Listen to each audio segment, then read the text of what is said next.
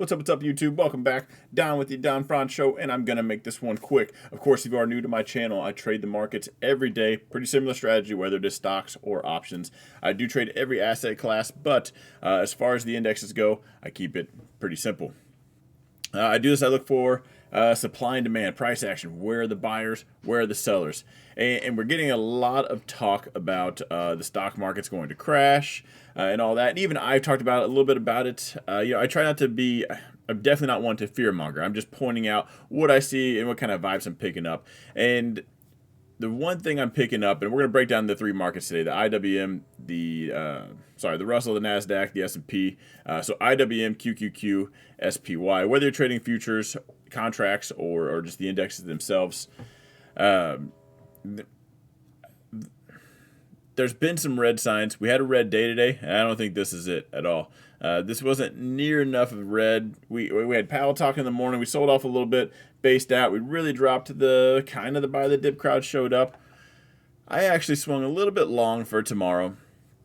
And the one problem I have with the stock market crashing right now is all the YouTubers are talking about it. And when have they ever been right? Like today, it's not changing now. Their accuracy isn't getting any better. And that's not to put anybody down, but 95% of the people fail at this. I built my whole trading strategy off of ignoring everyone else and just figuring it out because I knew they would be wrong, and I wouldn't be able to tell the difference between the 95 and the 5 that did.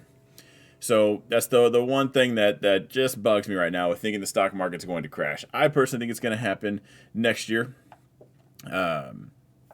And looking at these indexes right now, so the S&P, yeah, like I said, sold off a little bit today. This is the hourly chart, and kind of hung out. Got a nice little sell-off here. Went long. Well, sorry, buyers picked it up, and a lot of people were thinking this is it. And I want to make sure I don't come across as fear-mongering, as this is the time to short, because I don't think this is the crash. I don't think this is it. I think this is just a red day, and I wouldn't be surprised to see if we're green. The one thing I told the Mentorship group this morning, though, was let's watch out, because this is the expected move. We've done all of nothing, and a lot of times you see we touch the expected move. We blast through it, but very rarely do we sit in the middle. Now, we might just do this. It might just be a quiet week, and we don't touch any of these. But what I look out for is that extra volatility where we do tag it. I don't think we run and gun and hit this expected move tomorrow. I bet if anything, we're bullish. We kind of test the tops again, or at least the highs, or, gap and crap. We come up here, we do sell off, we hit it down here. SPY has been an easy ticker to trade lately, right? There's just been this slow, steady grind up. Another talk I've had with you guys on YouTube and in my mentorship is if you're having red trades and red weeks, well, not red trades, red days, red weeks, especially the past little bit, what are you in, and why was it not just the easiest thing ever, just going up? Like, you could have traded this with the worst habits the past couple weeks. I've seen a couple people in YouTube comments and mentorship say, hey, I've been read this last week. Like, how? I get hindsight's 2020, but let's go on with the Qs, right? That is the most consistent grind up you've ever seen. Now, this is a little bit misleading as far as the Nasdaq goes, because the top three in there, Apple, Microsoft, and Amazon. I keep getting those backwards, but Microsoft was proven to be number 2. And so there's a lot of things in tech right now that are not doing good. And basically those three ran the market, ran the whole show, just kept it going. I can understand, just side note, I can understand the whole it was too high so I didn't get in. But there was more green candles than red. The trend was your friend. Maybe it didn't bounce out of a zone, but maybe that trend could have been played. At that point, you're asking, where's my risk? Where am I stopping out? And that's if the trend breaks. And at any point in time, you could have gotten in. Even today, according to this trend, this might be the top, and we might melt off tomorrow. But, right now, this looks like all the other red days we had that were just a dip buy and push up. So, FANG earnings, I think, are next week. And that's going to be the either next week or the week after that. I think that's where we'll see some excitement. I think a lot of this is getting bought up. I don't see any huge market moves until at least after that. Amazon, Apple, Microsoft, all those people that caused this need to have the earnings before anything exciting happens. But again, right now, I'm kind of thinking this is more immediate The dip buy, some people are saying this is the top. Some people are saying the market's crashing. And while I've had some bearish comments in my last couple of videos because we've had some crazy signs, I don't think this is it. I think they're setting it up to get the bears excited. Everybody piles in shorts. Then they rip it up to the top. Then everybody's like, oh, all-time highs. That FOMO kicks in. And then they drop it down on you. And then, you know, why wouldn't they? That'd be such an easy move because, well, people are emotional. It'd be just a little cherry on top. So that being said, last one, IWM. Now this one went for it. So we bounced off the 2 standard deviation moves. So right here in the middle, right, there's 1 standard deviation. We bounced off the 2. The likelihood we kind of keep it right inside here, more than likely.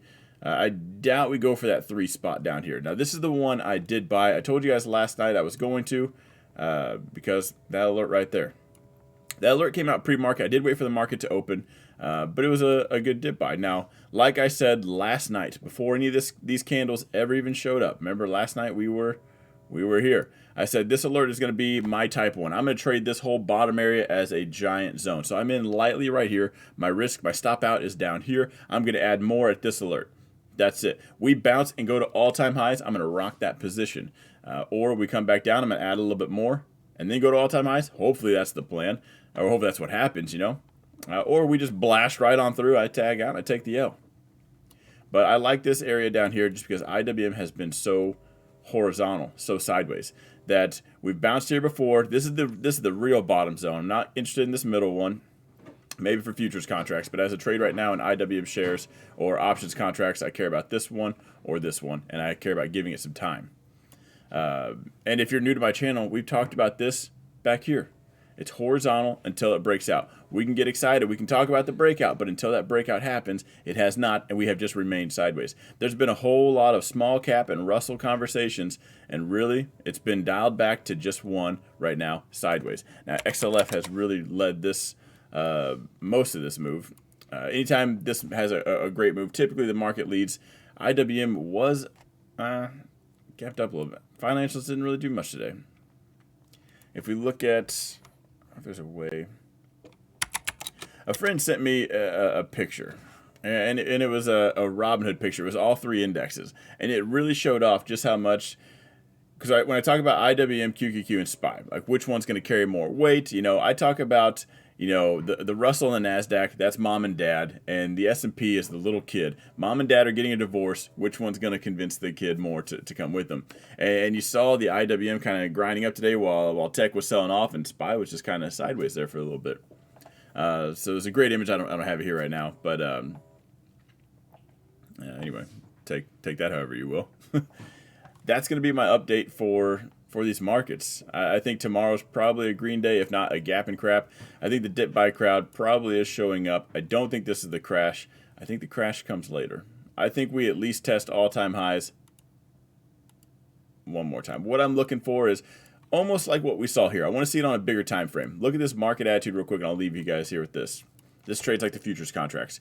We got this little double top, right? So we sold off, right? The buy the dip crowd showed up, and we just barely tagged it, and we sold right back off.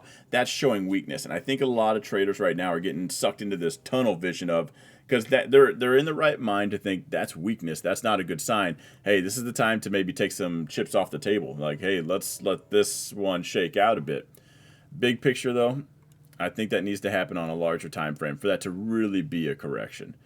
Now, we might have a couple of red days, and that's my final comments. While I do think a crash is coming, what I don't want you to do is get on that bear hype train, and all we see is this. We see a couple of red days, because you're going to think dip buy, you're going to take that L, you're going to finally jump in short, like here it comes the flood, the flush, the crash, the correction. Michael Burry was right, the mother of all crashes. This is it. That's the top for the rest of the year. You're going to buy right at, you're going to short that thing right at the bottom. And then you're going to emotionally sell it at the top. So while I make these bearish comments or kind of show off these signs, and I probably will in the next few streams too, let's be careful on jumping on that hype train. And one key factor is if the general public's talking about it, you're probably being led in the wrong direction. Just remember, they're not that accurate. Traders never are. Until that statistic changes. Well, let me ask you this before we get out of here. Why did it change now? Did everybody just all of a sudden become the best traders in the world after 2020? I'll give you the answer. The answer is no. All they know is they bought something and it went up. And the worst habits in the world, we're still profitable. So I'm going to end it here. That's just my update, my thoughts on those three markets. Let me know in the comments down below. Are you guys, did you jump on the bear train already? Are we crashing right now? Is that the top for the year, for next year? Or red day? And that's it. Buy the dip crowd, still showing up full force. I'll see you guys. Oh, not mentorship group. YouTube members, level 2. Look in the community tab tonight because there's going to be a Zoom link for the mentorship tonight. On Thursdays, we do no ticker breakdowns. All it is strategy and questions. It's designed to help everybody out. No, there's not a question too easy or too hard. It is just a pick my brain conversation. So I'm going to start giving that to you guys on level 2. So be on the lookout for that in the community tab, and I will see you guys, everyone else, in the next video.